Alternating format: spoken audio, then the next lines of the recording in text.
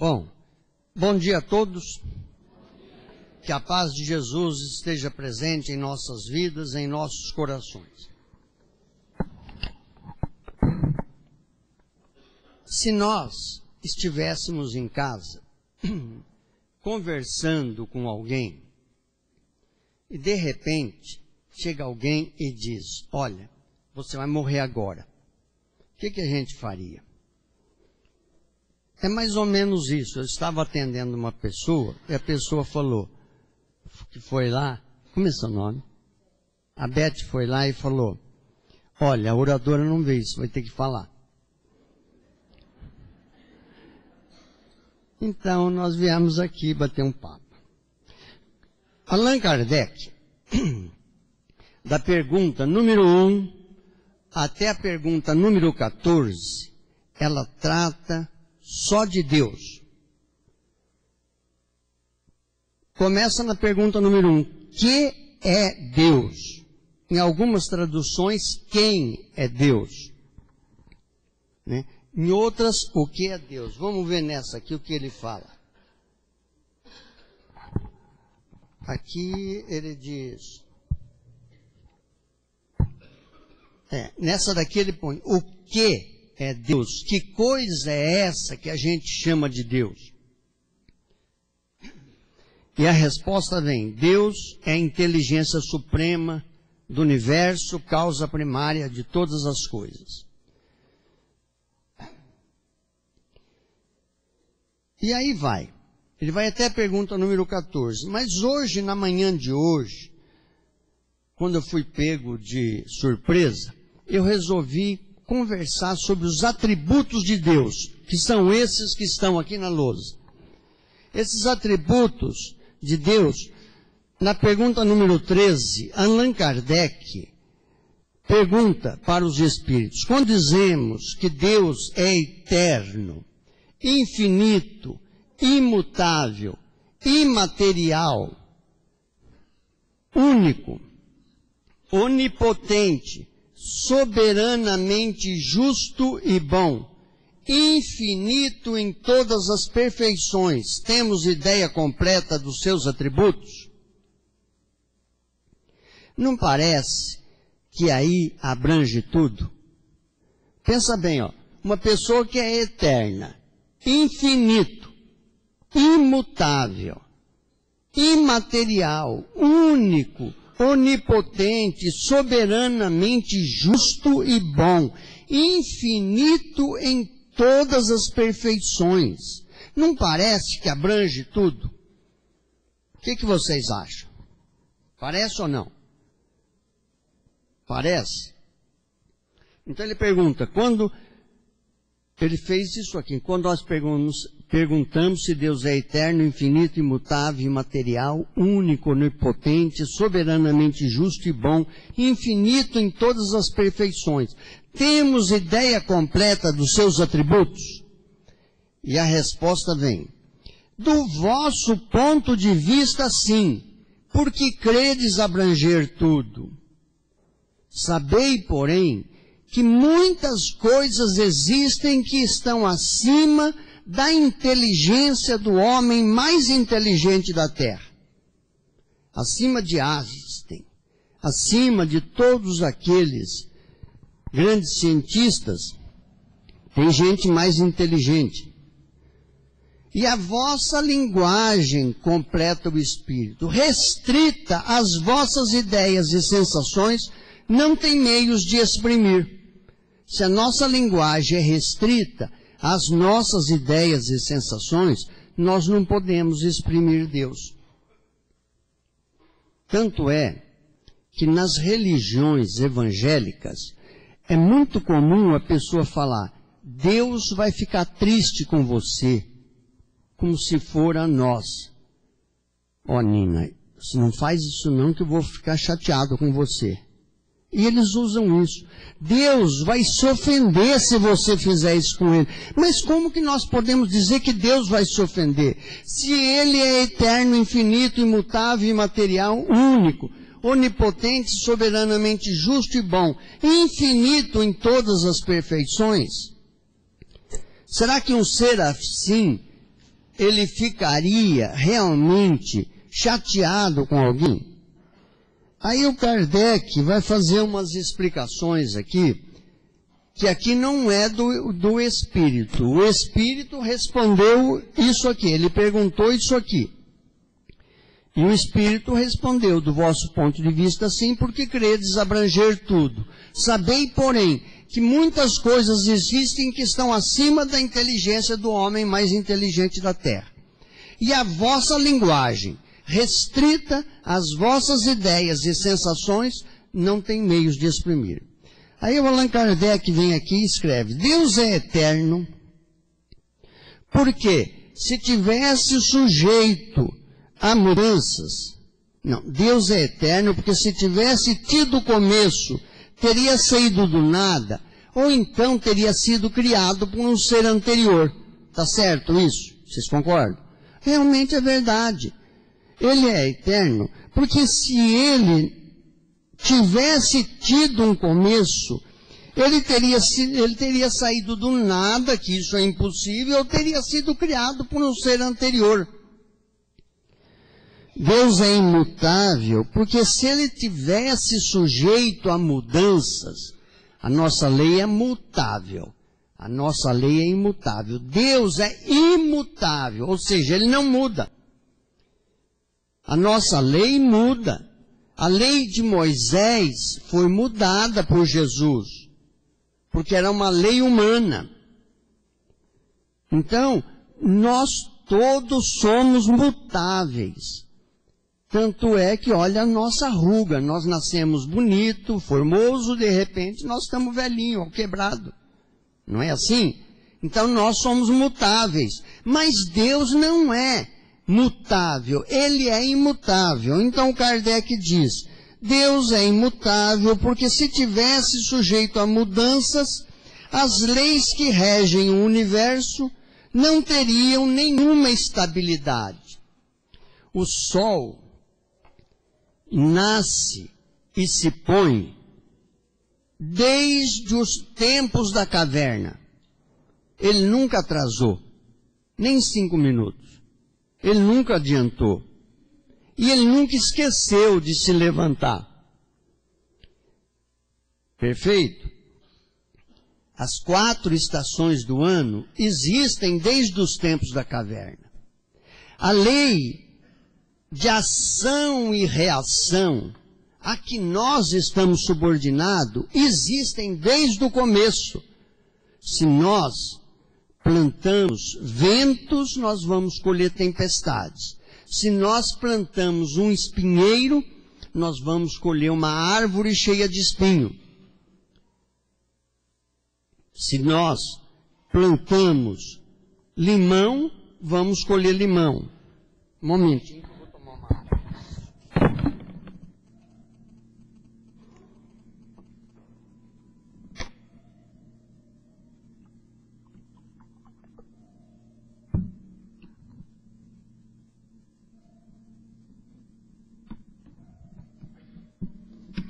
Então, nós estamos aqui no imutável. Aí ele fala, Deus é imaterial, quer dizer que a sua natureza difere de tudo que chamamos matéria. Pois de outra forma, não seria imutável, estaria sujeito às transformações da mesma. O que é matéria? Matéria é a nossa roupa, que usa e fica velha, nosso sapato, nosso relógio, nós mesmos, e as nossas leis, que são leis frágeis. Deus é único, porque se muitos deuses houvessem, não haveria unidade de vistas, nem unidade de poder na ordenação do universo. Isso é tudo conclusão do Allan Kardec. E a gente observa a capacidade dele. Deus é todo-poderoso, ou seja, ele é onipotente. Porque é único, e se não dispusesse do soberano poder, algo haveria tão poderoso quanto a ele, fazendo com que ele deixasse de ser Deus.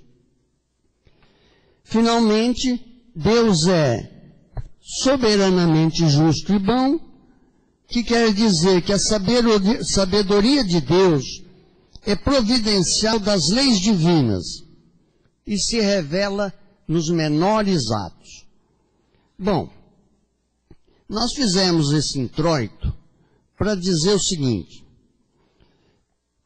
Quem quiser, então, saber o que é Deus, da pergunta número 1 a número 14 desse livrinho dos Espíritos. Pergunta e resposta. Existem muitas religiões que acreditam numa figura que faz mal a todas as criaturas, que é chamada de diabo, de Satã, de Beuzebu, não é?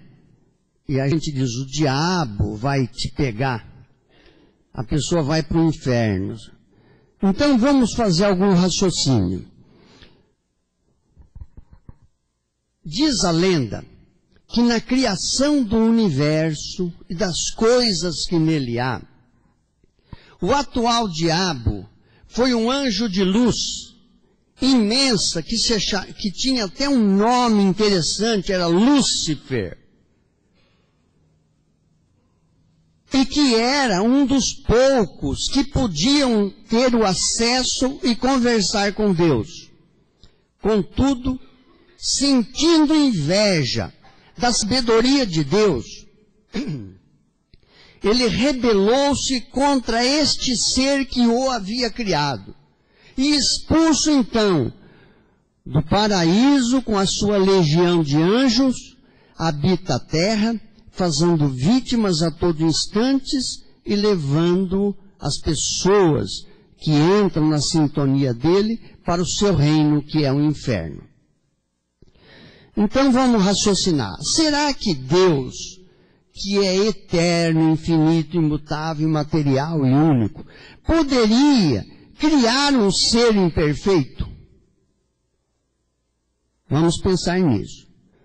Ele não criou perfeito. Ele nos criou simples e ignorantes. É diferente de criar imperfeito.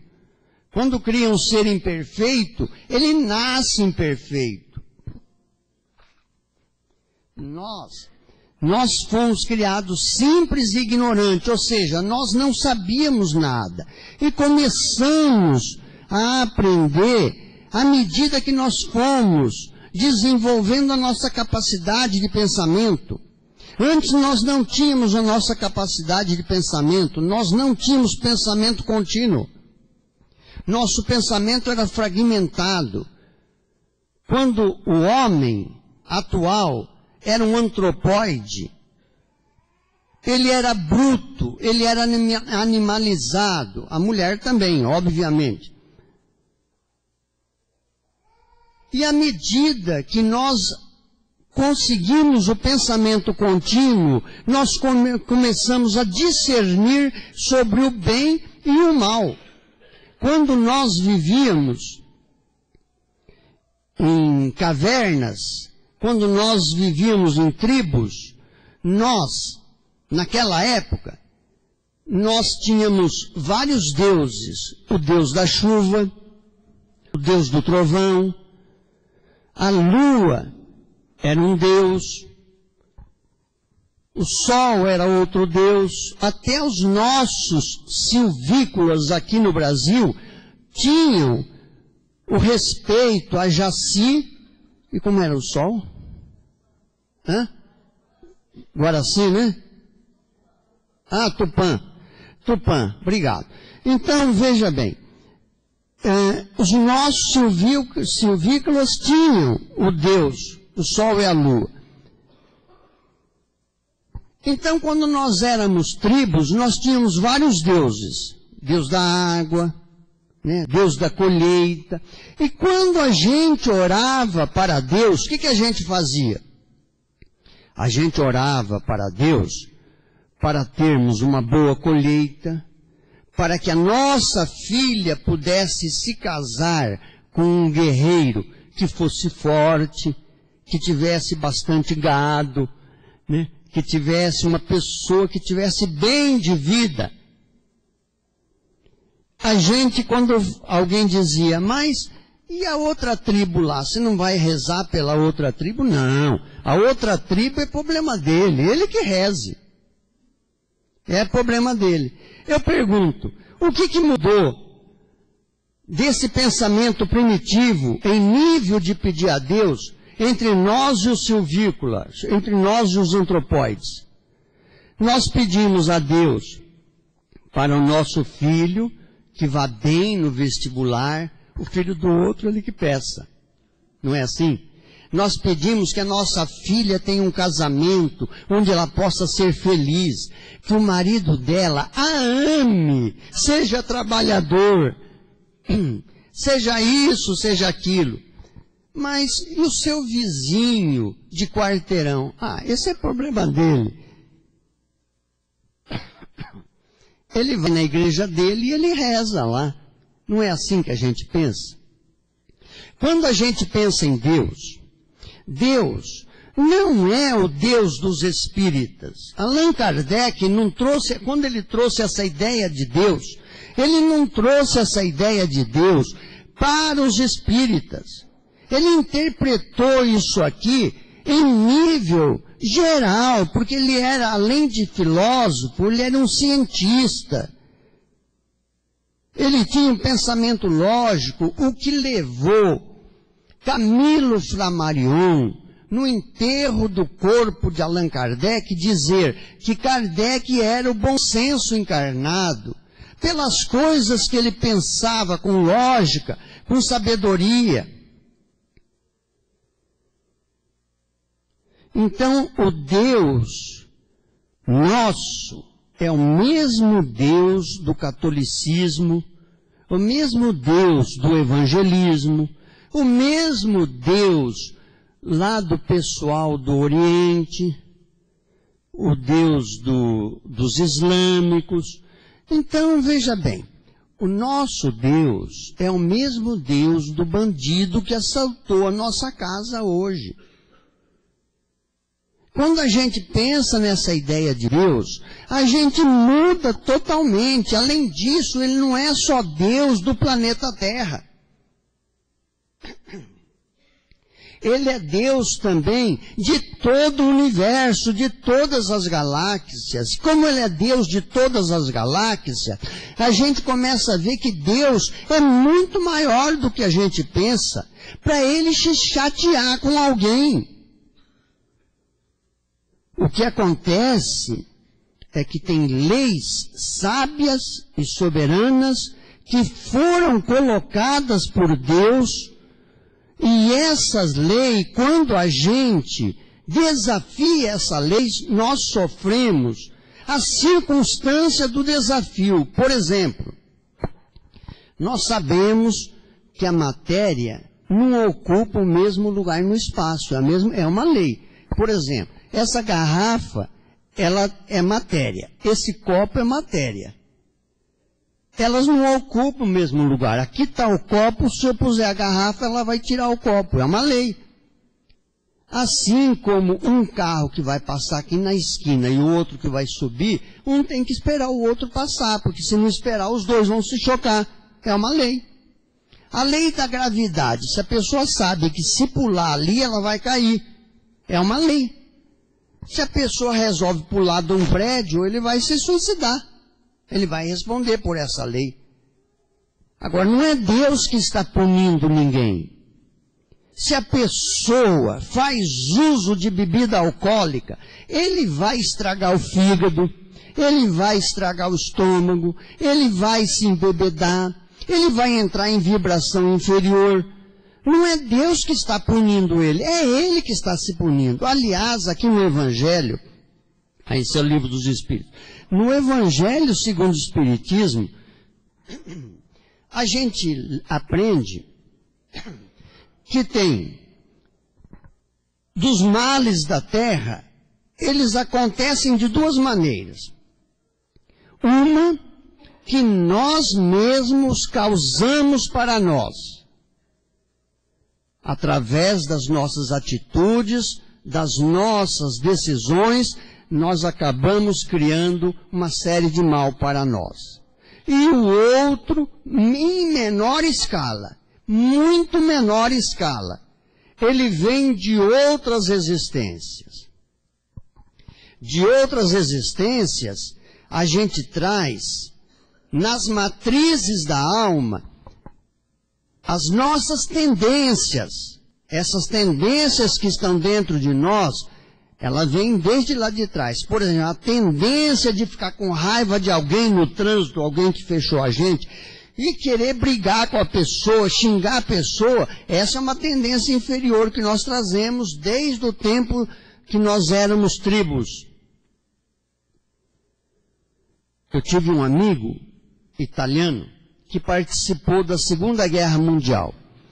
Ele já tinha uma idade avançada, eu era jovem, nós trabalhamos juntos numa empresa.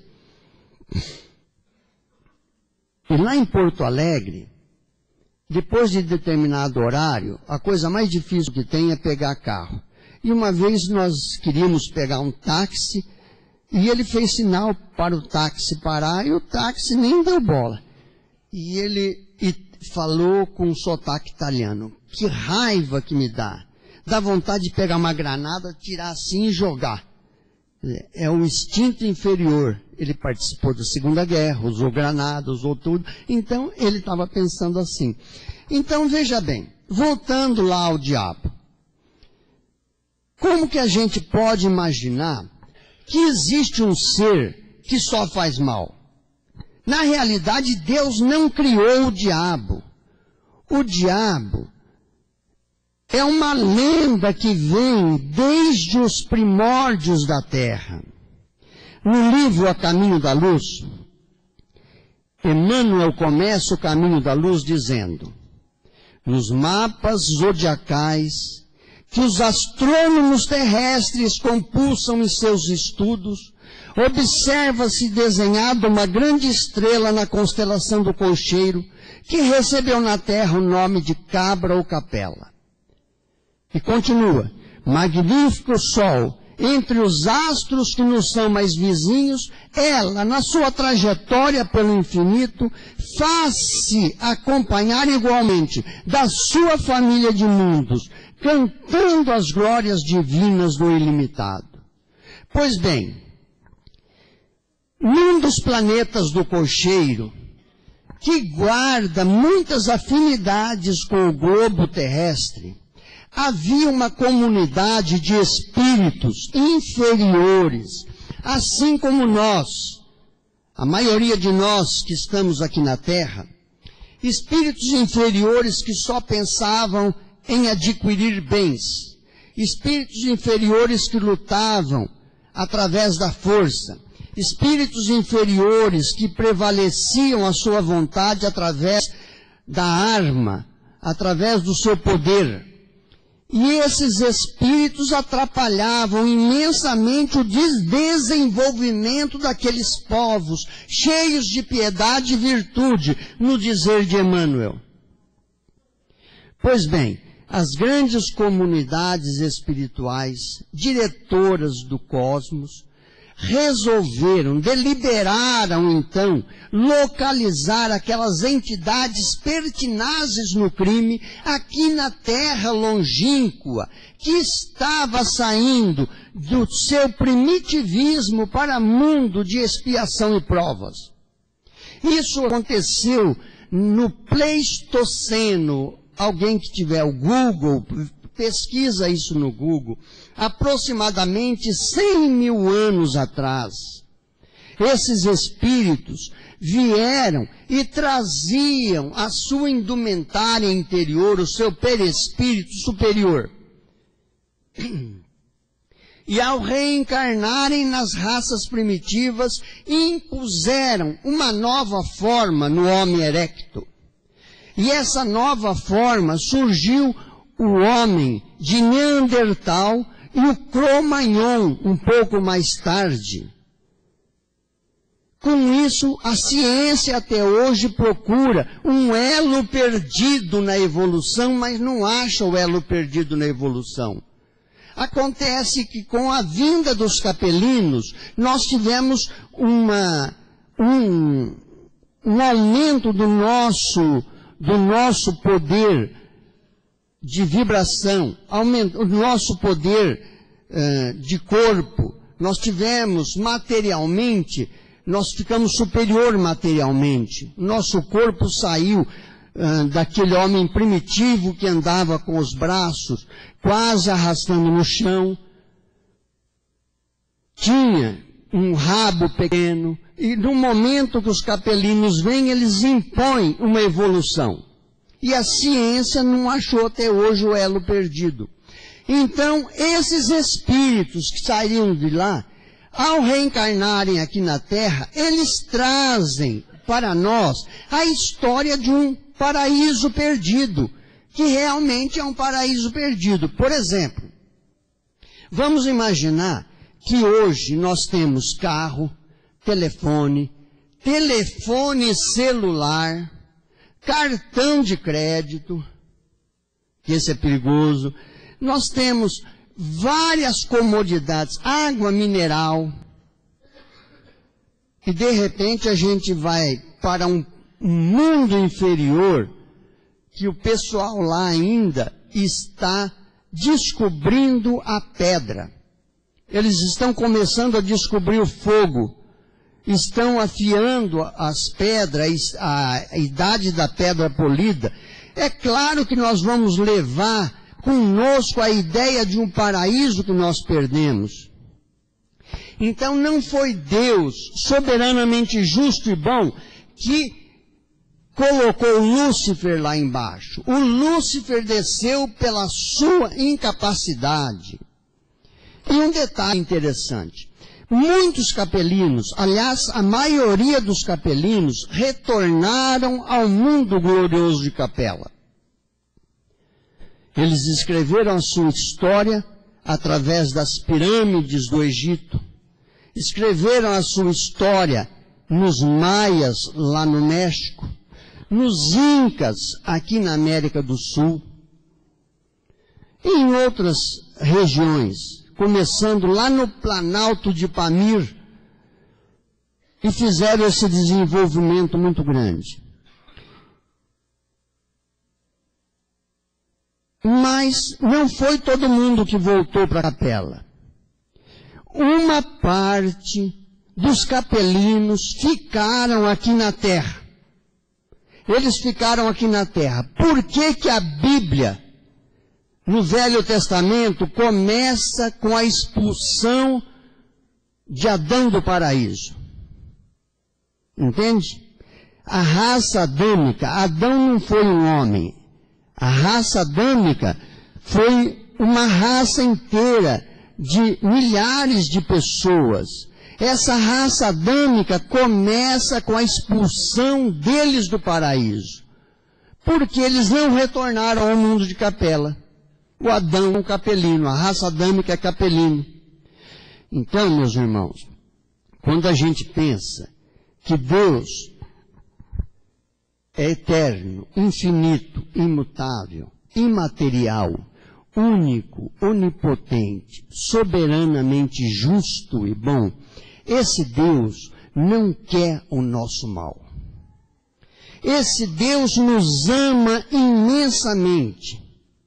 E nos ama de tal maneira que nos enviou Jesus.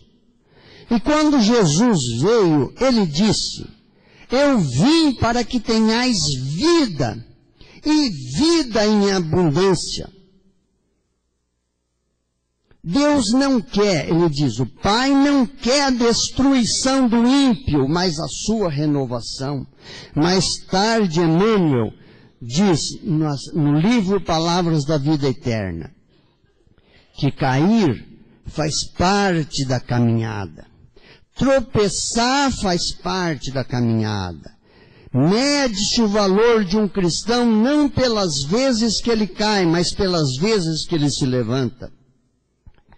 Cair faz parte da nossa vida. Nós estamos, muitas vezes, num determinado dia, numa determinada circunstância da nossa vida, nós estamos muito bem.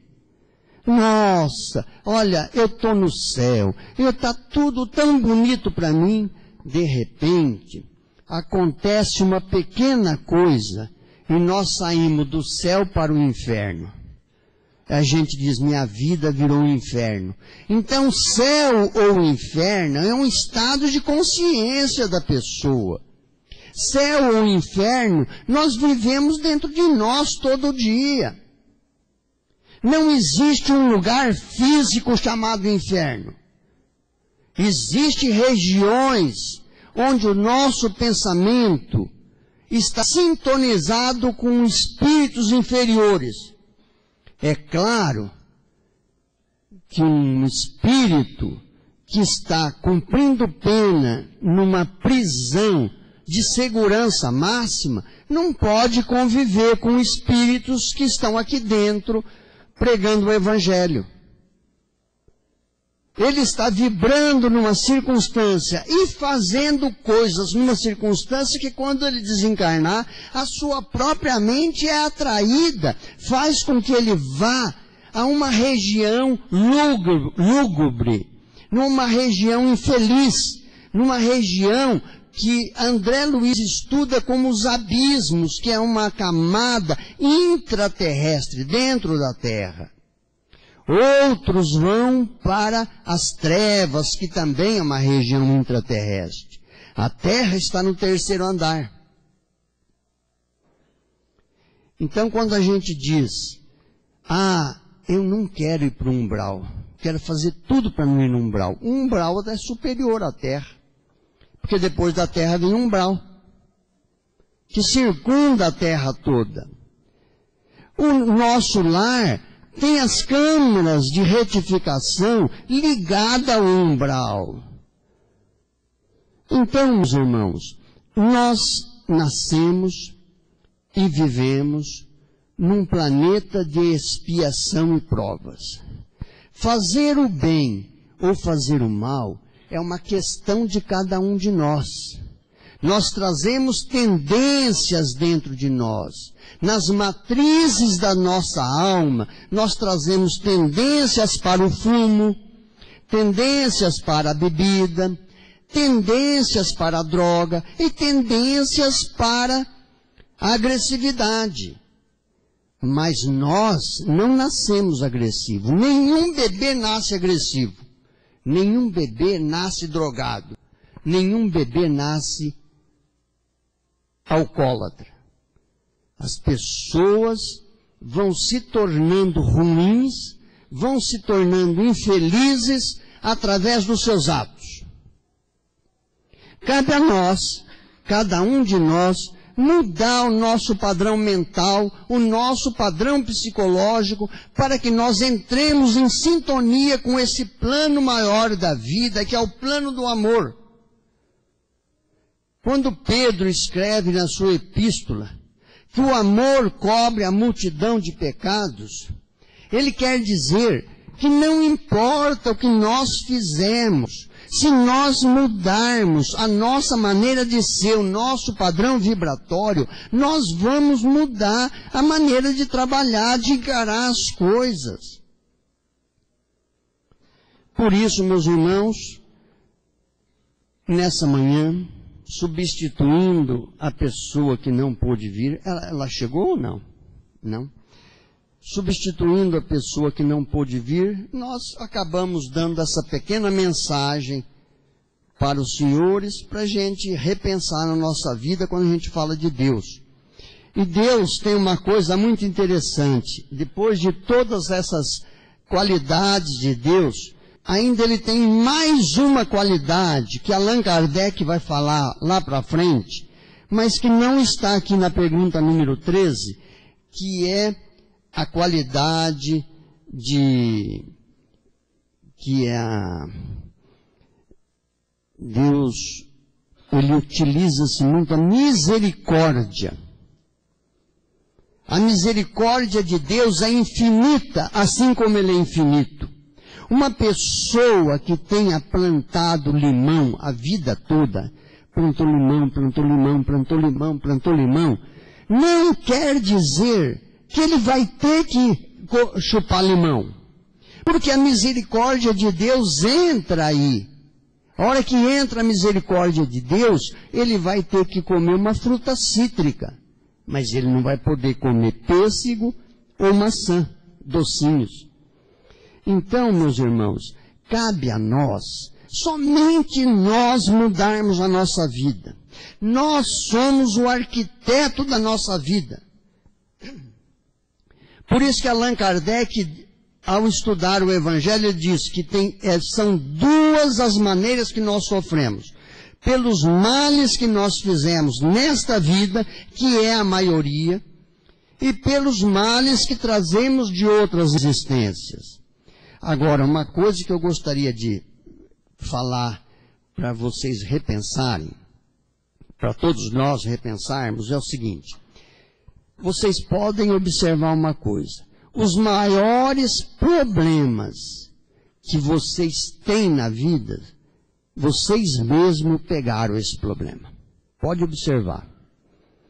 Um dia uma pessoa falou, puxa, a minha vida era tão tranquila, né? Eu vivia tão bem, mas aí eu me envolvi com uma pessoa e essa pessoa acabou me levando. Então foi ela que pegou o problema. Outros dizem, eu estava tão bem em casa, tranquilo, aí eu resolvi comprar um bar, esse bar acabou comigo. Eu perdi tudo o que tinha. São os maiores problemas, cada um analisa os problemas que tem. Os maiores problemas que nós temos, nós mesmos pegamos esses problemas. De livre e espontânea vontade. Estava escrito, maktub, que é, o árabe diz maktub, ele diz, está escrito. Não sei se estava escrito, às vezes não. Às vezes a gente pegou por inferioridade mesmo. Então, meus irmãos, que as bênçãos dos céus possam nos envolver, nos acalentar o coração e que nós possamos sair daqui cheios de harmonia, de paz e de amor. Que Deus nos abençoe.